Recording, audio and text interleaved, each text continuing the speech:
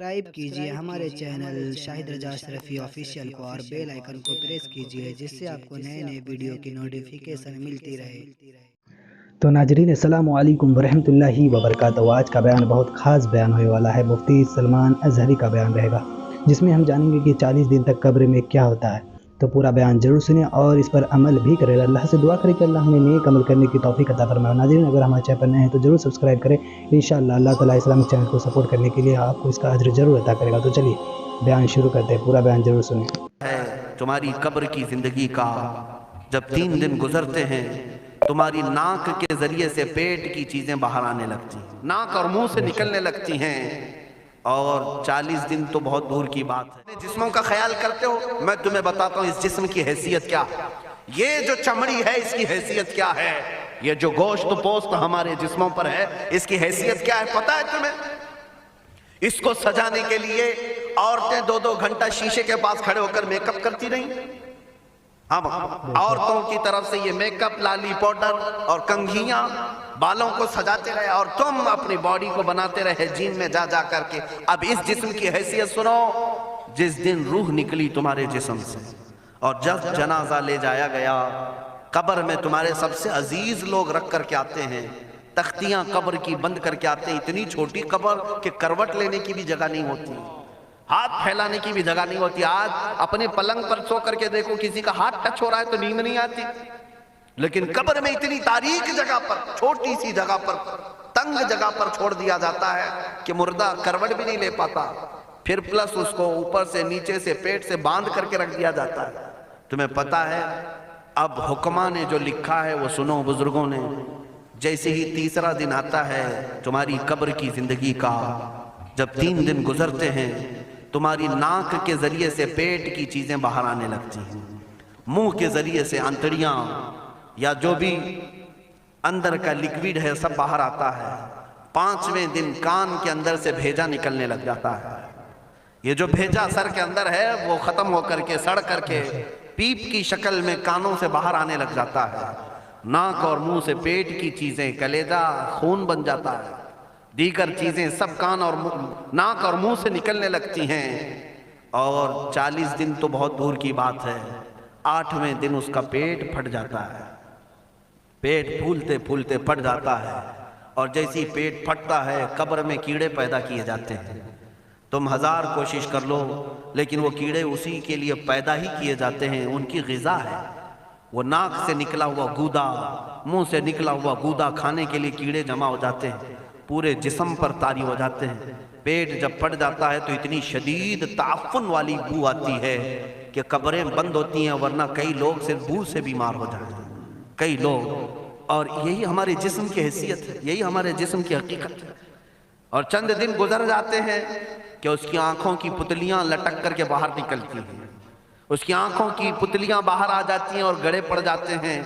अब जो जिस्म के ऊपर मौजूद गोश्त है इसको चूंटियां, मकोड़े और कीड़े खाने लग जाते हैं। खाते खाते 2-3 महीने के अंदर उसको सिर्फ और सिर्फ ढांचे की शक्ल छोड़ दी जाती है, हड्डियां बाकी रखी जाती हैं। जिन बालों में तुम कंघियां करते हैं, इन बालों की जड़ों में पीप पैदा किया जाता है, हर बाल की जड़ पीप बहाती है।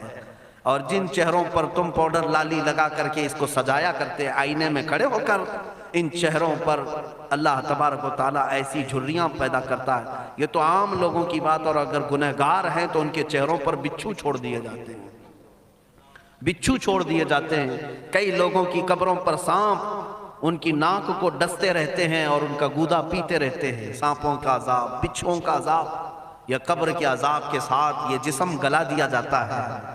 हड्डियों के सिवा कुछ नहीं बाकी रहता। तुम क्या समझते हो मरने के बाद एहसास नहीं होगा? मरने के बाद हर दर्द का एहसास दुगना कर दिया जाएगा।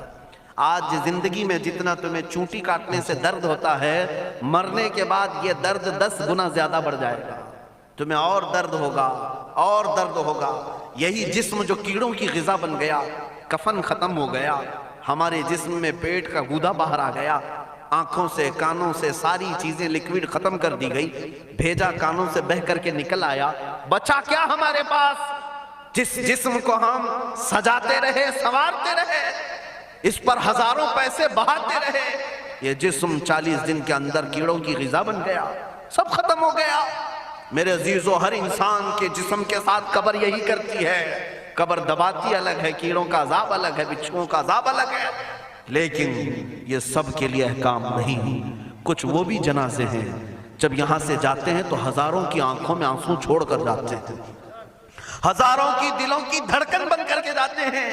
ان کے جنازے جب جاتے ہیں تو اللہ کے ملائکہ بھی، فرشتے بھی ان کے جنازے کو اٹھانے کے لیے زمین پر آتے ہیں۔ یہ کون لوگ ہیں؟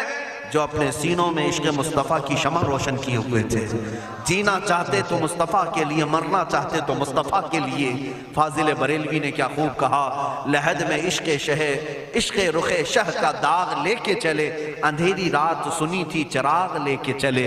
جب قبر میں جاتا ہے ایک عاشق رسول، اسے رکھا جاتا ہے، کفن اس کا بھی ہے، جسم اس کا بھی ہے، لیکن فرشتوں سے بھی کہا جاتا ہے اسے آہستہ سے جگانا، محمد عربی کا غلام ہے، رسول پاک کا وفادار ہے، اور کیڑوں کا اس کے جسم کو کھانا تو دور کی بات، فرمایا گیا قیامت تک اس کے کفن کو بھی میلا ہونے نہیں دیا جاتا۔ نہ تمہاری آنکھ سے، نہ تمہارے ناک سے، نہ تمہارے چہرے سے کوئی گودا باہر آتا ہے، کچھ نہیں میرے عزیزو، جسم تر و تازہ سلامت رکھا جاتا ہے۔ 1000 سال کیا 10,000 سال گزر جائیں، حوادث زمانہ بھی آئیں، لیکن اس کی قبر میں اس کا جسم سلامت رکھا جاتا ہے۔ اب تمہارے ہاتھ میں فیصلہ ہے کون سا جسم بنانا چاہتے ہو، وہ جو کیڑوں کی غذا بن جائے، یا وہ جس پر فرشتے بھی اتر کر سلام بھیجیں۔ میں نے خود میرے مرشد گرامی کے جنازے میں حاضری دی، حضور تاج الشریعہ بدر الطریقہ رحمت اللہ تعالی علیہ، جس مرد قلندر نے اپنی پوری زندگی عشق مصطفیٰ میں گزاری ہے۔ آج تم نعرے لگاتے ہو تاج الشریعہ تاج الشریعہ، ان کے شب و روز دیکھے تھے کبھی؟ ان کی صبح اور شامیں دیکھی تھی کبھی؟ بہت پیر ہوں گے جو باہر پیر ہوں گے، اندر پیر ہوں گے، لیکن تاج الشریعہ کو میں نے اندر بھی دیکھا ہے، باہر بھی دیکھا ہے۔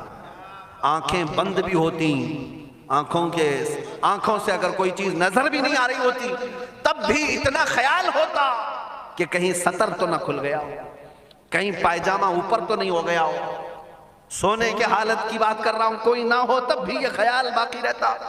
کون سا ایسا دن گزرتا جب وہ دلائل الخیرات نہیں پڑھ رہے ہوتے، قصیدہ بردہ شریف نہ پڑھ رہے ہوتے، ہزاروں سفر کی مصروفیات کے باوجود حضور پاک کی محبت کے نغمات میں کوئی کمی نہیں آئی۔ لیکن میں آج آپ کو ایک بات بتا دوں، جب انتقال ہوا وہ جمعہ کی شام تھی، اور ہمارے مردوں کو 6 گھنٹے 10 گھنٹے میں ہم کو قبرستان سپرد کرنا پڑتا، 12 گھنٹے رکھ دیں تب بھی فریج منگوانا پڑ جاتا ہے، اس کے بعد قبرستان کے حوالے کر دیں۔ میرے مرشد گرامی کے انتقال کے بعد 48 گھنٹے رکھے گئے تھے، 48 گھنٹے رکھے گئے، اور اس کے بعد جنازہ پاک کو غسل دے کر لایا گیا۔ یہ فقیر قادری جنازے کی گاڑی میں شریک رہا، حضرت کے قدم پکڑ کر کے میں قبر تک رہا۔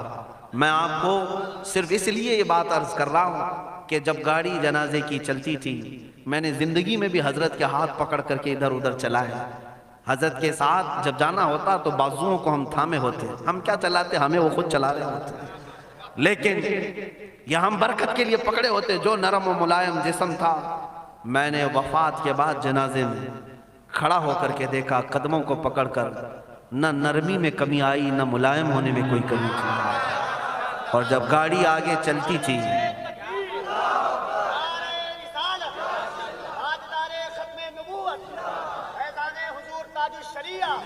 جب آپ گاڑی جنازہ جس پر رکھا ہوا تھا چلتی تھی، تو میرے عزیزو زندگی میں جس طرح جسم نرم ملائم تھا، میں نے دیکھا کہ گاڑی جب اس کے دھڑکے ہوتے تھے ادھر ادھر، تو پیٹ مبارک اور سینے مبارک ویسے ہی ہلتا تھا جیسے کسی زندے کا ہلتا۔